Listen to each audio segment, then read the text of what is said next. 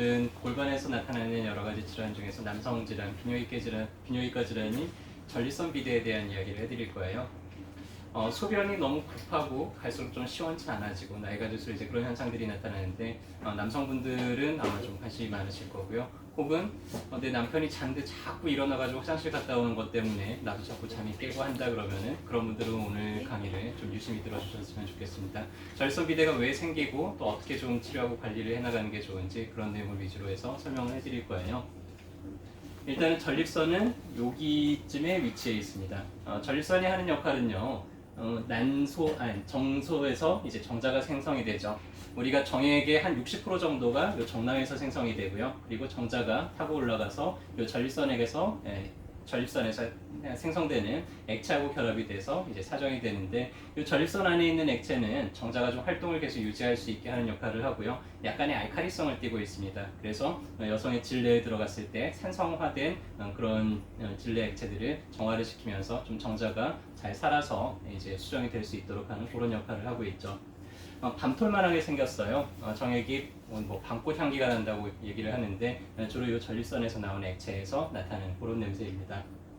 나이가 들수록 이 전립선이 점점점 커지게 돼요. 이게 바깥쪽으로만 자라는 게 아니라 요 요도 사이를 둘러싸고 있는데 요 요도 자체도 좁아지게 되고요. 그러다 보니까 좀 소변에 여러 가지 이상들이 나타나게 되는데 그런 게 이제 전립선 비대증의 특징들이죠. 50대 이상의 중년 남자들한테 자주 나타난다고 하고요. 60대 이상에서 한 40에서 70% 정도 전립선 비대를 앓고 있다고 보고가 되어 있습니다. 나이가 들음에 따라서 유병률이 점점 증가하는 양상을 보이고요. 그래서 한 뭐 50대는 50% 정도가, 60대는 60% 정도가, 뭐 70대는 70% 정도가 전립선 비대증을 앓고 있다고 보통 그런 식으로 이야기를 많이 하게 되죠.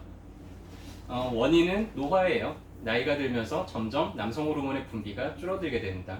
그런데 우리 몸에서는 남성 호르몬의 분비가 줄어드는 것을 보상하기 위해서 남성 호르몬 활성 효소라는 게 좀 더 증가하게 돼요. 그러면서 활성화된 남성 호르몬들의 분비량이 이런 양이 늘어나게 되는데 이런 것들이 전립선 내에 있는 간질세포라든지 상피세포를 좀 증식을 시킨다고 알려져 있습니다. 그래서 최근 논문들을 보면 이제 그런 게 주된 원인이라고 알려져 있고요. 증상은 주로 소변과 관련된 증상들이 많아요. 소변이 자주 마렵습니다. 아무래도 요로가 좁아져 있다 보니까 보고 나도 시원하게 다 빠지지가 않고 약간 잔뇨감이 남아있게 되고요. 그러다 보니까는 좀 소변을 자주 보게 되고 보고 나도 좀 시원치 않고 또 소변이 마렵기 시작을 하면 참지를 못해요. 빨리 화장실에 가지 않으면 안 될 것 같은 그런 절박감도 느껴지게 되고요.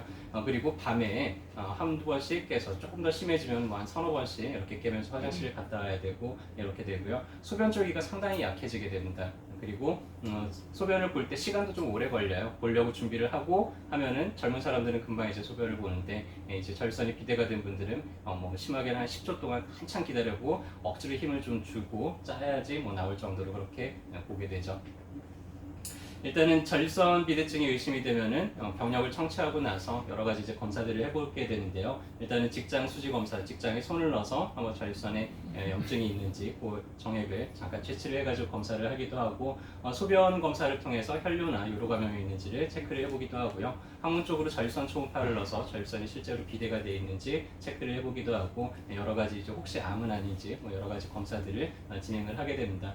일단은 그렇게 검사를 하지 않더라도 이 분이 전립선의 문제가 좀 의심이 되는지 간단한 문진표를 통해서도 알 수가 있는데 국제 전립선 증상 점수표라는 게 있어요. 그래서 이 문진에 따라서 점수가 몇 점이 되는지에 따라서 경증인지 아니면 아주 중증인지 이런 것들을 감별을 하게 되고 치료에 대한 예우들도 이런 문진표를 통해서 얼마든지 확인을 할 수가 있게 됩니다.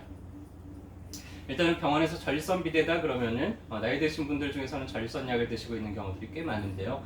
대표적으로 두 가지 정도 부류로 나눠볼 수가 있어요. 하나는 알파 차단제라고 하는 건데요. 우리가 소변을 볼 때 소변을 참잖아요. 요도에 있는 괄약근을 꽉 조이게 되는데 이 괄약근을 약간 느슨하게 만드는 역할을 하는 게 알파 차단제입니다. 그래서 상품명으로는 뭐 하이트린, 하루날, 뭐 카두라 이런 식으로 상품명이 많이 나와 있고요. 이게 혈압약으로도 쓰이는 약이에요. 그래서 말초 혈관들을 약간 확장을 시키고 심장의 박출량을 좀 줄이고 하다 보니까 어지럼증을 유발을 할 수도 있고요. 그 다음에 약간 무기력증이라든지 혹은 성기능장애라든지 이런 것들을 유발하게 되기도 합니다. 또 한 가지 약은 안드로겐 억제제라고 하는 거예요. 아까 남성 호르몬의 활성 효소가 증가한다 그랬잖아요. 그래서 그 활성 효소의 증가량을 좀 억제를 시켜서 그래서 이 전립선의 비대 자체를 좀 줄이는 그런 역할을 하게 되고요. 알파 차단제는 소변을 시원하게 만들긴 해도 전립선 비대 자체를 줄이는 효과는 없는데 이 안드로겐 억제제는 전립선 비대 자체를 좀 줄이는 효과가 있습니다. 프로스카, 아보다트 뭐 이런 학품명으로 많이 나와 있고요. 약의 부작용도 상당히 많은 편이에요. 그래서 성기능이 감퇴한다든지 아니면 전신적인 좀 쇠약감을 느낀다든지 하는 부작용들도 많게 되죠. 약물 치료가 이제 잘 안 되고 더 진행이 되게 되면 수술요법을 하게 되는데 요도로 카테터를 삽입을 해서 비대가 된 전립선을 깎아내는 그런 방법들을 사용을 합니다. 그래서 레이저를 하거나 아니면 직접 물리적인 그런 시술을 하게 되기도 하죠. 일단은 전립선이 비대가 있다 보면 일상적인 생활 관리가 중요해요. 첫 번째로 좀 신선한 야채나 과일 같은 것들을 많이 드시는 게 좋고요. 그리고 또 중요한 것 중에 하나가 소변을 참지 않아야 됩니다. 제가 30대 후반에 갑자기 소변이 따끔거려가지고는 비뇨기과를 간 적이 있는데요.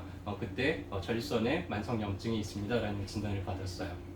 환자분들이 기다리는 게 너무 미안해서 화장실을 안 가고 아침에 이제 진료를 시작하면 점심때쯤 화장실 한번 가고 또 오후에 진료를 시작하면은 퇴근할 무렵에 이제 화장실을 가면서 억지로 참았더니 그런 문제가 생기더라고요. 그래서 생판 모르는 낯선 남자의 손가락이 이제 항문에 들어오는 체험도 했었고요. 두 번 다시 체험하고 싶지는 않았는데 그때부터 이제 제가 여러분들이 기다리고 있더라도 종종 이렇게 화장실 가는 모습들을 보게 될 텐데요. 제가 혹시 바빠 죽겠는데 저 김 원장도 화장실 가네 싶더라도 제 전립선 건강을 위해서니까 조금만 이해를 해주셨으면 좋겠습니다. 네, 그리고 또 비만한 남성들한테 조금 더 유병률이 높다고 알려져 있는데 체중이 좀 늘지 않도록 좀 체형을 잘 유지하는 것도 좋고요. 커피나 음주가 좀 전립선 염증을 더 많이 유발을 한다고 알려져 있기 때문에 평소에 그런 것들을 즐겨 하시는 분들은 조금 더 자제를 하는 게 좋겠죠. 좌욕이나 반신욕 같은 걸 하는 것들이 조금 더 도움이 많이 되고 아랫배를 좀 따뜻하게 혈액을 촉진시켜주는 게 조금 더 도움이 됩니다.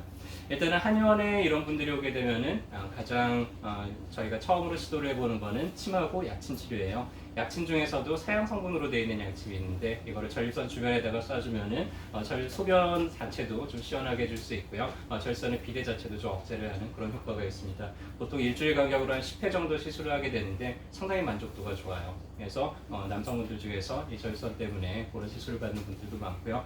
시술 자체가 이런 소변도 시원하게 만들지만은 뭔가 부부관계가 좋아져서 나중에 은밀하게 이렇게 얘기를 하시는 분들도 많은데 상당히 효과가 좀 괜찮은 편이고요. 또 침으로 곡골이라고 하는 혈자리를 깊숙하게 자극을 해서 전립선 주변을 직접 자극을 하는 것도 소변을 좀 시원하게 만드는 데 상당히 효과가 있습니다.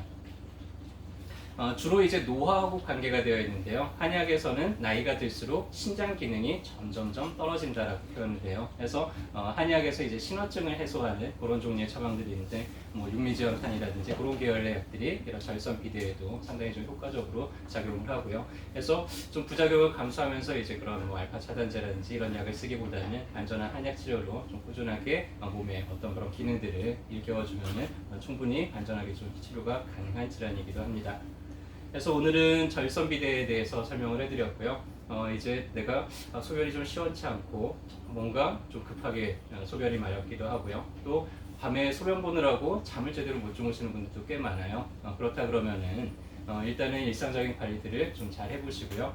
그럼에도 불구하고 내가 좀 그런 것들이 잘 해소가 안 된다 그러면은 한의원 치료가 상당히 도움이 많이 되는 분들이 많으니까 진료하실 때 이렇게 같이 상담을 해주시고 그렇게 하면은 좋겠습니다. 한의원에서 그런 것도 보나 생각하시는 분들도 있을 텐데요. 한의원에서는요 정말 다양한 질환들을 보고 있습니다. 그래서 어떤 문제가 있든지 간에 여러분들이 진료하실 때 원장님들과 잘 상담을 하시면 저희가 또 도와드릴 수 있는 부분들을 최대한 잘 도와드리도록 하겠습니다.